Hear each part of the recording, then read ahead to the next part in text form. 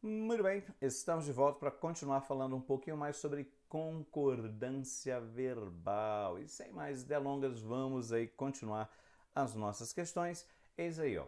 A forma verbal avisa está flexionada na terceira pessoa do singular porque concorda com o ruído ambiental antecedente ao qual o pronome relativo que se reporta. Eis aí o trecho. O Voice Guard faz parte de uma metodologia de trabalho de fonoaudiólogos e outros profissionais da saúde, sendo adotadas estratégias de jogos para motivar o uso do aplicativo, como alertas e lembretes para a ingestão de água, além de uma ferramenta para a captação do ruído ambiental que avisa ao usuário se aquele está em um nível aceitável ou prejudicial à voz. E o item está dizendo que a forma verbal avisa está flexionada na terceira pessoa do singular porque concorda com o ruído ambiental, antecedente ao qual o pronome relativo que se reporta. É isso mesmo? Dê pausa e verifique. E aí? Certinho? Beleza? Bom, vamos lá. É verdade que o relativo que aparece aí faz referência a um antecedente, mas veja, no contexto, efetivamente, quando você tem essa forma verbal avisa, é o ruído ambiental que avisa ao usuário se aquele está em nível aceitável? Não, na verdade, no contexto é justamente a ferramenta de captação de ruído ambiental. Essa ferramenta de captação de ruído é que avisa ao usuário. Isso quer dizer então que avisa efetivamente está em no singular, mas concorda no caso com a referência à ferramenta. No contexto, o relativo não está retomando a referência a ruído ambiental, o relativo que faz referência à ferramenta, o que quer dizer que o item de fato está errado. Vamos para mais um? Vamos lá? Eis aí, ó. Sem prejuízo para a correção gramatical e para os sentidos do texto, a forma verbal contém pode ser flexionada no singular, contém, caso em que passa a retomar o termo maioria. Será? Vejamos. Alimentos de origem animal são boas fontes de proteínas e da maioria das vitaminas e minerais de que necessita o indivíduo, mas não contêm fibra e podem apresentar elevada quantidade de calorias por grama e teor excessivo de gorduras não saudáveis, características que podem favorecer o risco de doenças crônicas. E o item está dizendo que, sem prejuízo para a correção gramatical e para os sentidos do texto, a forma verbal contém pode ser flexionado no singular, contém com acento agudo, caso em que passe a retomar o termo maioria. Certinho? Dê pausa e verifique. E aí?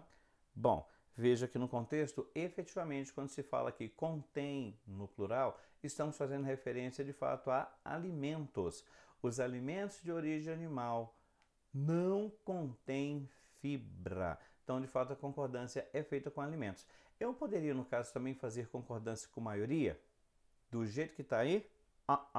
Não rola, porque maioria está preposicionado, consequentemente não pode atuar como núcleo sujeito e gerar a flexão no singular. Por isso, a proposta do item é uma proposta errada. E chegando nesse ponto, eu sei que alguém pode ter pensado, professor, mas uma vez eu vi um professor dizendo que quando é maioria, você pode concordar também com o termo preposicionado. Você tem duas concordâncias, não é não? Bom, vamos lá. De fato, existem situações excepcionais em que você pode concordar com termos preposicionados. E uma dessas situações excepcionais envolve efetivamente a expressão maioria e outras expressões chamadas expressões partitivas, como por exemplo, minoria, boa parte, certa porção, bom número e por aí vai. Isso também acontece com coletivos, com bando ou então um milhão. Cuidado, hein? A palavra milhão é uma palavra de caráter coletivo. Os gramáticos, para confundir a nossa cabeça, né, para atrapalhar a nossa vida, chamam de numerais coletivos. Mas para fim de prova, entenda milhão como substantivo coletivo. Pois bem, milhão, bilhão, trilhão são substantivos coletivos.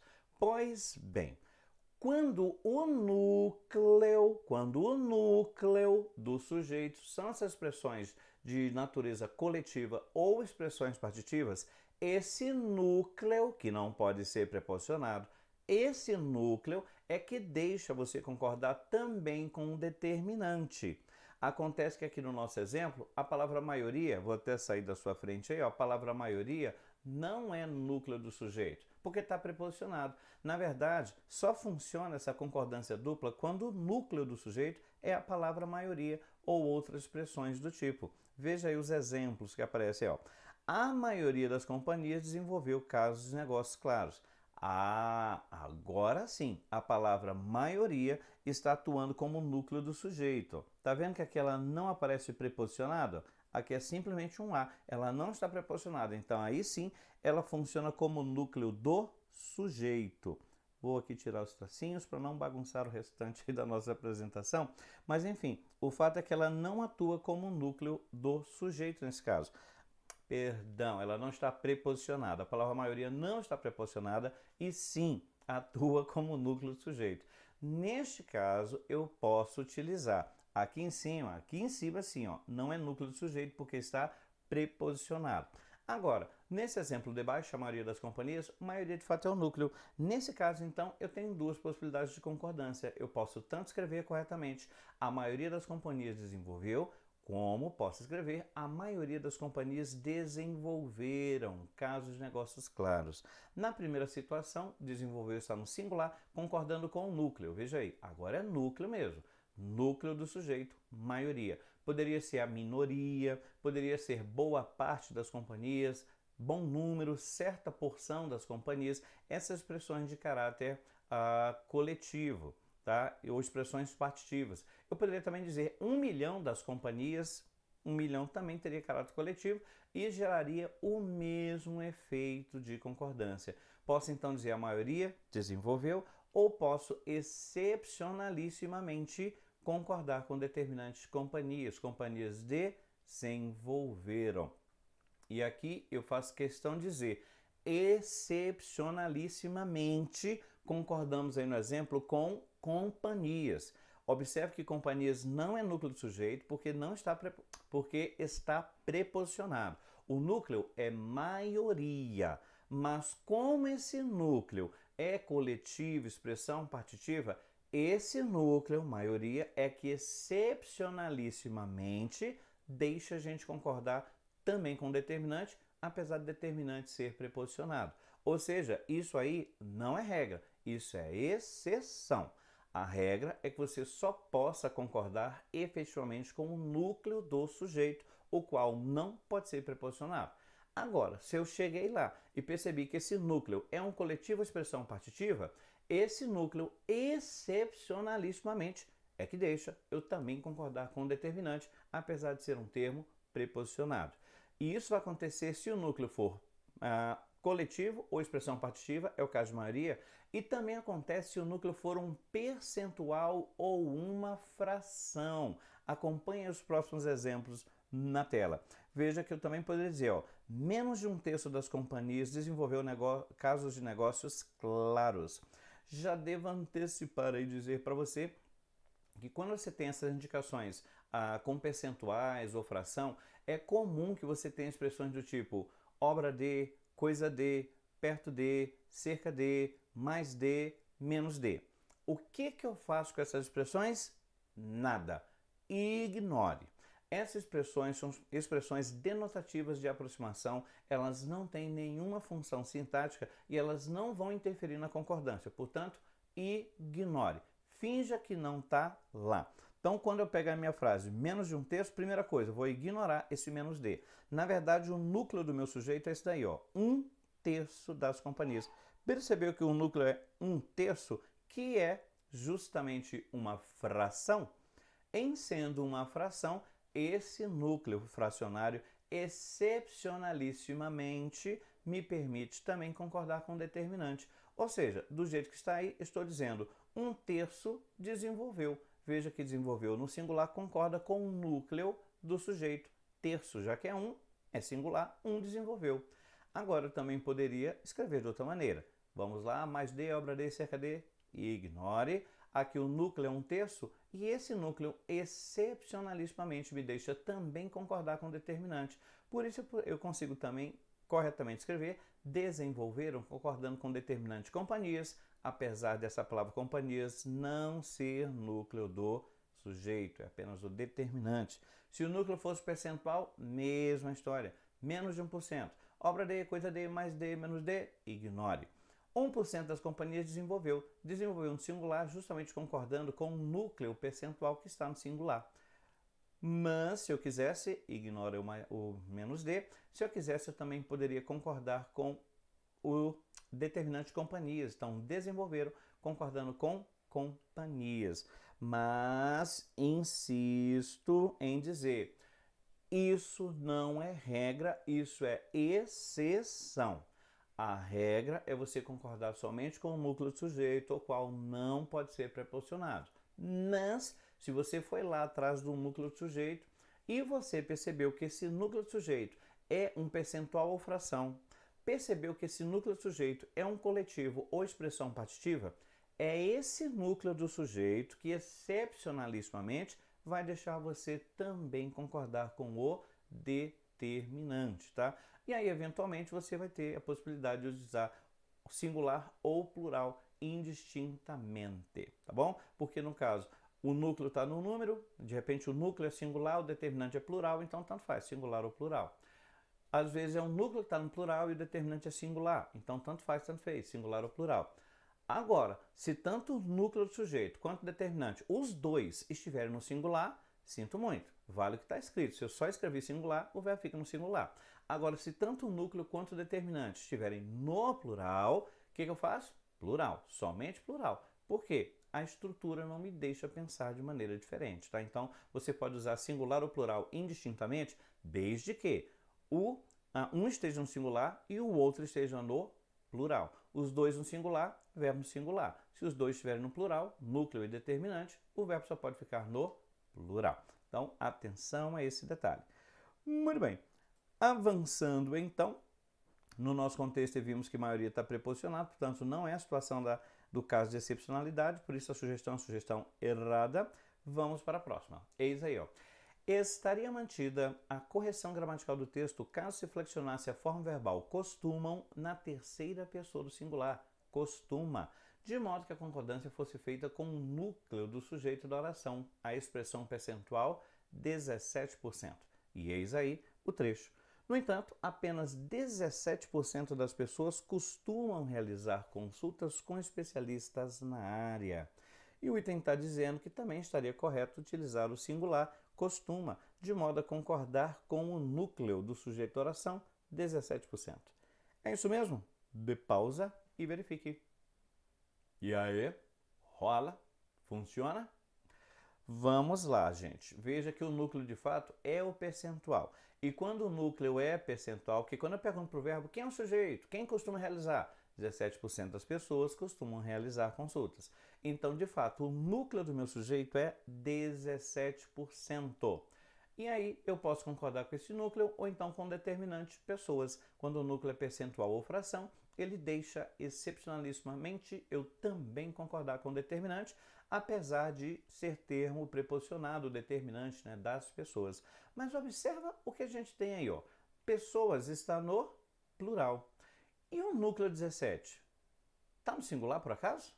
Não, cuidado, 17 também é plural. No que se refere a numerais, gente, o plural começa em 2. Você só usa singular para valores abaixo de 2. A partir de 2, você tem que usar plural. Então, quando a pessoa fala, né, pesquisa revela que em todo o mundo 1,4 bilhões de pessoas, parou, 1,4 bilhões? É 1,4 bilhão. Você só usa bilhões no plural se for a partir de 2 bilhões, tá? Inclusive, isso vale para sistema legal de medidas também. Doutor, o senhor anota, eu medi aqui a largura do baldrame, deu 1,2 metros. 1,2 metros? Não, é 1,2 metro. Ou então 1,8 metro. 0,2 metro. 0,5 metro. Mas 2 metros, 3 metros, 3,4 metros e por aí vai. Então você só usa plural a partir de 2. Ou seja, quando você coloca ali 1%, 1% costuma, 1% é singular. 1,2% costuma, porque é singular. mas 2% costumam. A partir de 2 é plural. Sendo assim, 2, 3, 4, chegamos a 17, que também é plural. Ora, se eu tenho as duas indicações no plural, é possível usar verbo no singular? Não, porque a estrutura não permite. Se as duas indicações estão no plural, necessariamente o verbo vai para o plural. É impossível pensar em singular neste caso, e a sugestão do item é uma sugestão errada. Vamos para a próxima. Eis aí. No que se refere à correção gramatical e à coerência das substituições propostas para vocábulos e trechos destacados do texto, julgue o seguinte item. Veja aí, trocar são por existe. Eis o trecho originário. Atualmente são mais de 27 mil equipamentos instalados em consultórios de 50 países e mais de 20 milhões de restaurações feitas com o uso dessa tecnologia. E o item está dizendo aí, no contexto, que eu posso trocar são por existe. E aí, rola? Posso trocar ou não? Bom. Dê pausa e verifique. E aí, vai funcionar direitinho? Vamos lá. O que o item está sugerindo é que a gente reescreva assim, ó. Atualmente existe mais de 27 mil equipamentos instalados. E talvez alguém pense, é verdade, eu já vi alguma coisa falando sobre o negócio de existe e ficar no singular. Cuidado. Essa história de ficar no singular não é para o verbo existir. Na verdade, quem entrava no singular é o verbo haver. Aliás, o verbo haver e o verbo fazer são os dois principais verbos impessoais da língua portuguesa. Quando você tem o verbo haver indicando existência, ocorrência ou tempo decorrido, ou então o verbo fazer indicando tempo, seja tempo meteorológico ou tempo decorrido, esses verbos são verbos impessoais. Como assim? A oração será uma oração sem sujeito. Nessas situações, então, em que você tem verbos impessoais e você tem uma oração sem sujeito, o acompanhante do verbo sempre será um objeto direto. Sim, porque se você, no caso, imaginar em termos de estrutura, sujeito, verbo, complemento. Ora, se no contexto não existe sujeito, o que sobra para acompanhar o verbo é o complemento. Isso quer dizer, então, que quando o verbo haver indicar existência, ocorrência ou tempo decorrido, ou o verbo fazer indicar tempo, meteorológico ou tempo decorrido, não existirá sujeito. E o termo que vai acompanhar esses verbos sempre será, então, o complemento, ou seja, o objeto direto. O que nos leva à conclusão de que esses verbos sempre são verbos transitivos diretos quando indicam. O verbo haver indicar existência, ocorrência ou tempo decorrido, e o verbo fazer indicando tempo. E como o sujeito não existe, e aí vem a parte interessante para a concordância, já que o sujeito não existe, não há como fazer a concordância e o verbo fica na forma neutra, que é a terceira pessoa do singular. Mas veja, estamos falando do verbo haver no sentido de existir, não o próprio verbo existir. O verbo existir é um verbo normal, também o verbo ocorrer é um verbo normal que aceita sujeito e vai fazer concordância sem nenhum problema. Isso quer dizer que quando a gente volta aí para a nossa frase anterior, atualmente existe mais de 1000 equipamentos instalados, vou atrás de saber quem é o sujeito e para isso ó, já tiro, lembra? Obra de, coisa de, perto de, mais de, ignore. E aí eu pergunto, quem é o sujeito? Quem ou que existe? 27 mil equipamentos existem. Consequentemente aqui, já que o sujeito está no plural, eu devo colocar o verbo não no singular, e sim no plural. O correto seria, então, atualmente, existem mais de 27 mil equipamentos instalados, o que quer dizer que a sugestão do item é sim uma sugestão errada. Não posso trocar são por existe, tem que ser por existem. E, finalmente, eis aí, com relação à correção gramatical e à coerência das substituições propostas para vocábulos e trechos destacados do texto, julgue o item. Sugere trocar houve por tiveram.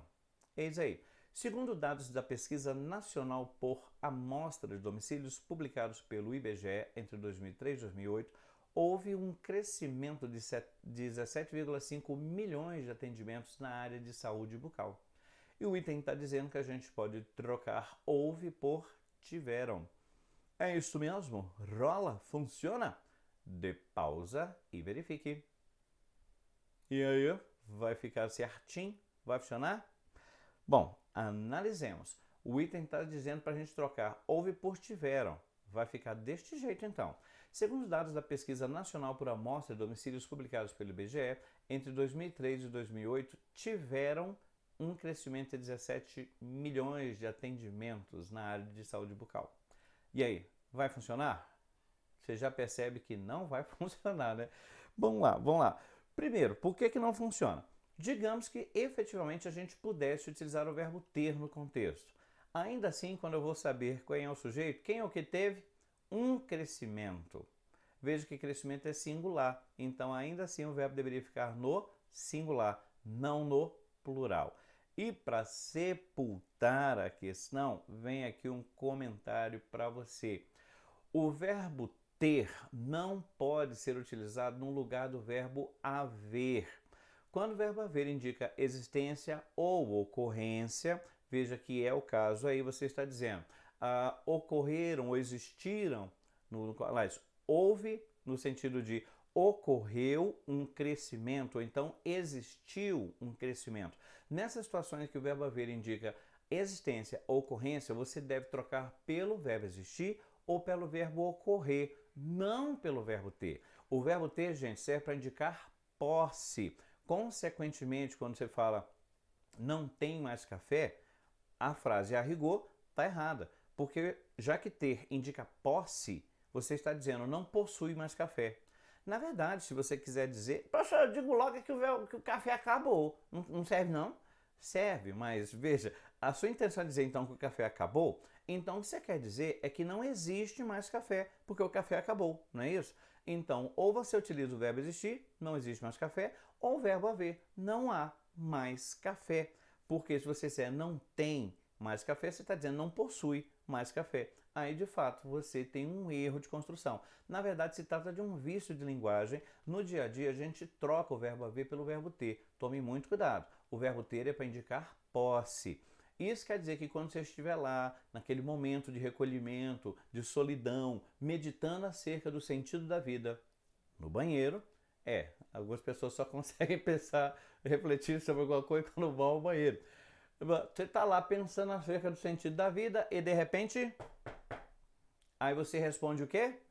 Tem gente.